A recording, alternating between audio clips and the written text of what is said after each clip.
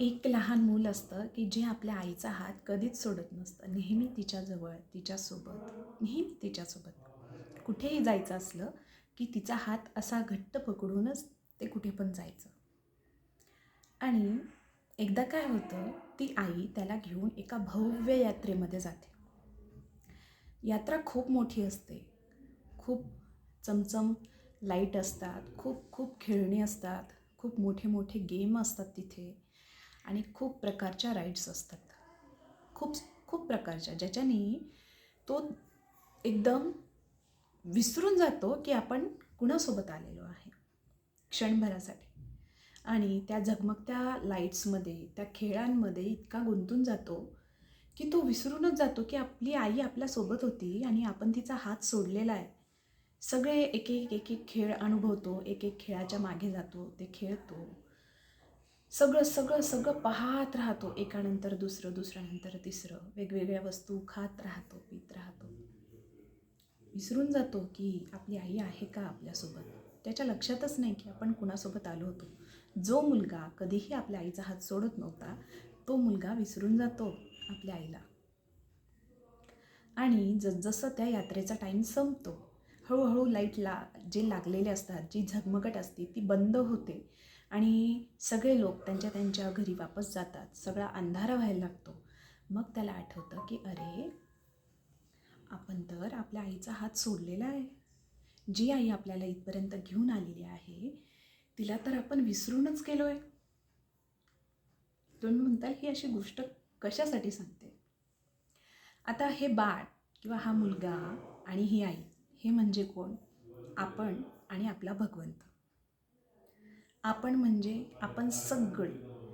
मग तो स्त्री असो का ती पुरुष असो का स्त्री असो, कारण हे आपण सगळे जीवात्मे आहोत ना, हा आपल्या परमात्म्यापासूनच आलेलो आहोत.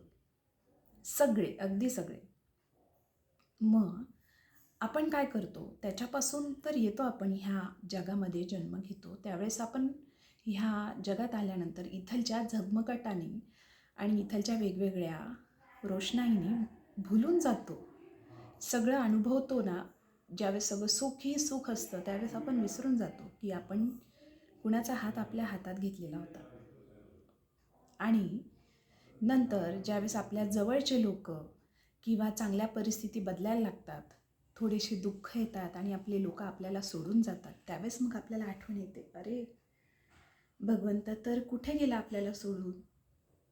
तो जात कुठं नसतो, आपण त्याचा हात सोडलेला असतो.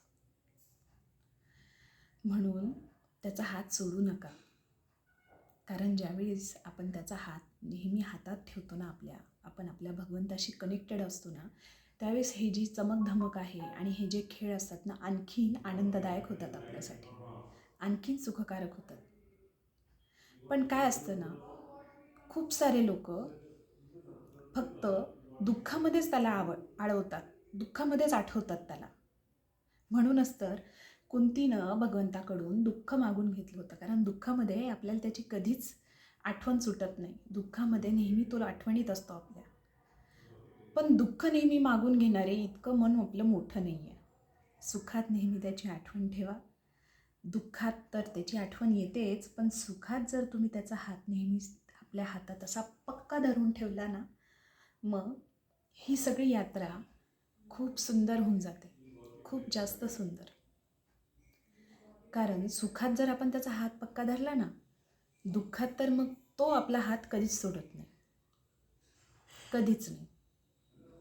म्हणून आपल्या माऊलीचा, आपल्या भगवंताचा, आपल्या परमात्म्याचा हात घट्ट आपल्याशी धरून ठेवा आणि मग सगळे यात्रा अनुभवा. तो तुमच्यासोबतच आहे.